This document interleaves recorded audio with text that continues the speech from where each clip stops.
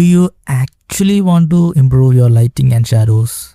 Then you might want to watch the video till the end. So here we are in Ibispaint, and I already made a circle and a light source on the canvas to explain how light works. So if you look here, we can see that it looks flat with no 3D effect. In short, it looks 2D. But if you paint some light from the top like this, now it has a small difference. Let's also add a bit of shadow to the bottom area. Now you can see it changed from 2D shape into a 3D shape, giving it more volume and depth. The most important thing about making anything look 3D is giving proper shadows and lighting. Now let's talk about how light and shadow works.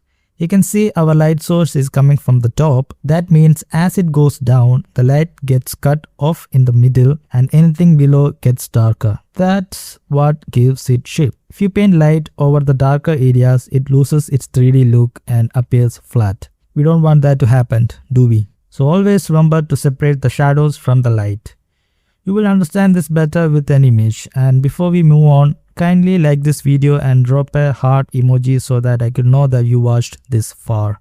This is the image I chose for this, so you can get a closer idea of how this actually works. Let's have a closer look at the image. We can see that this area is where the light gets cut off, and that's because our only light source is coming from the top, which makes these areas dark. The same happens to the rest of the areas as well. Now I made it darker, and now I'm going to use the lasso tool and carefully mark this area like this. Now keep in mind that this is all based on how your observation of how light acts on objects. So always look around and observe how light reacts to objects. For the blending mode, I am selecting overlay because it doesn't affect the darker areas as much. Since we use the lasso tool and we need harder edges, I'm going to use a hard edge brush like this and paint light like this.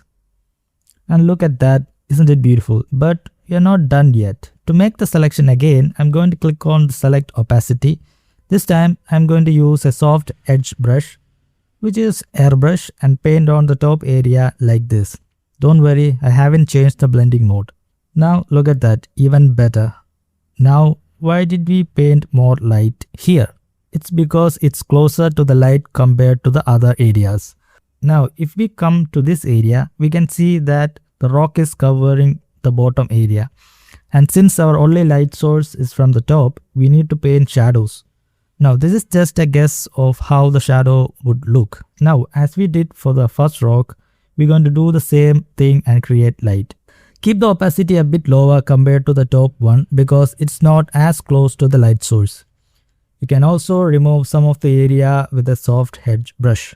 Now let's select this area with the lasso tool like this. Maybe erase some of the areas like this with a soft edge brush. And that's it guys. Always remember that as the object gets further from the light source, the light decreases. Also one more thing, shadows and lights don't always have soft edges. There are areas that need hard edges, shadows and lighting. So keep that in mind. I hope this video was helpful for you. If it was, please make sure to like and subscribe to my channel for more tutorials, and check out my other videos as well. You can support my channel by taking a membership. I will see you in another video. Until then, keep creating.